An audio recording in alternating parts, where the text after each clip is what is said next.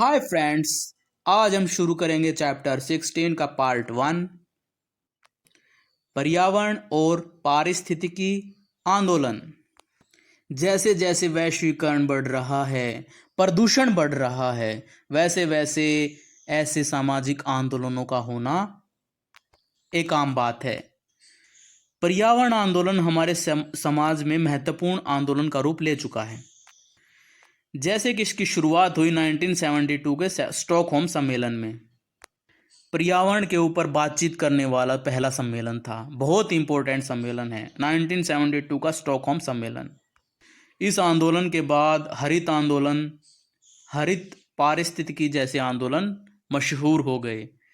वैसे स्टॉकहोम सम्मेलन के बाद रियो डी जनरेरो सम्मेलन हुआ था 1992 में, वो भी बहुत इंपॉर्टेंट था।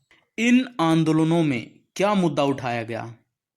सबसे पहला मुद्दा था प्रदूषण का, पर्यावरण असंतुलन का, स्थानीय लोगों को अपने पर्यावरण की संपदाओं के हक का।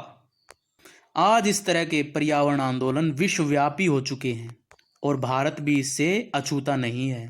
भारत में जहां हम बात करें तो 1973 में 1973 का चिपको आंदोलन सबसे पहला पर्यावरण आंदोलन, जो कि सबसे पहले भारत में प्रसिद्ध हुआ।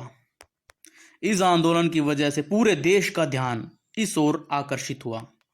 इसके बाद हम बात करेंगे अपिको आंदोलन और उसके बाद नर्मदा बचाओ आंदोलन।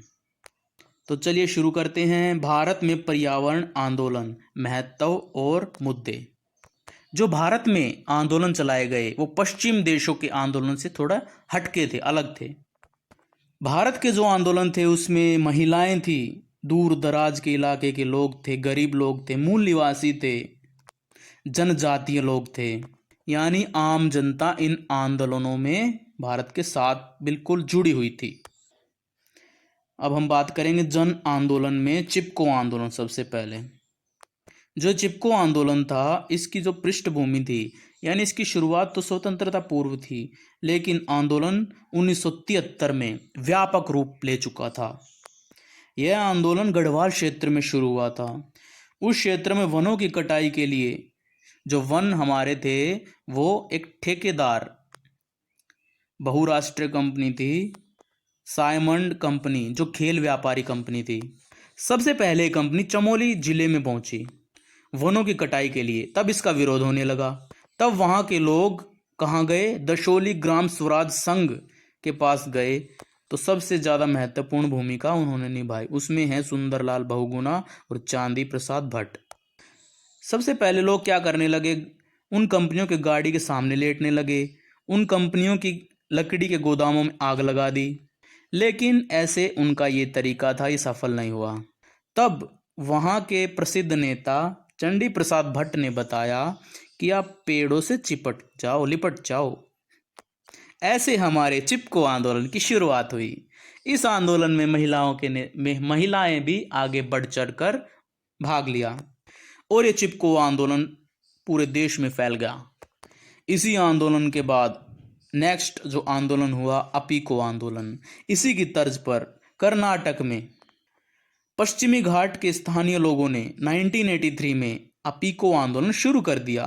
इस आंदोलन में भी वनों की कटाई के कारण वहाँ की जो मृदा थी वो अपरदित होने लगी, यानी मृदा अपरदन, और जो उनके जल स्रोत थे वो सूखने लगे।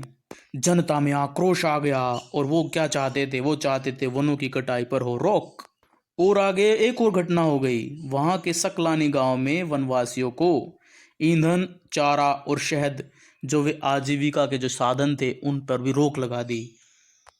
तो अब लोगों का भड़कना तो लाजमी ही था और चिपको आंदोलन के तर्ज पर ही इन लोगों ने पेड़ काटने का विरोध किया और चिपको आंदोलन की तरह पेड़ से चिपकना प्रारंभ कर दिया। फिर आगे हम बढ़ते हैं बेनगांव में। बेनगांव में भी यही मुद्दा था। वहाँ थे बांस के पेड़। बांस के पेड़ों पर ही उनकी आजीविका निर्भर थी। वे बांस के पेड़ों को इकट्ठा कर उनकी चटाई बनाते थे, टोकरियाँ बनाते थे। लेकिन अब बांस के जंगलों का हो गया सफाया। तब उन्होंने किया आंदोलन। इस आंदोलन में भी महिलाओं ने बहुत योगदान दिया। चिपको में भी बढ़ चढ़कर सामने आई थी महिलाएं और इस आंदोलन में भी आए। तो आप हमें बताते रहें कि ये वीडियोस यूज़फुल है या नहीं, ताकि हम आगे बनाएं, हमें मोटिवेशन मिले। तो थैंक यू, अब मिलते हैं नेक्स्ट पार्ट में।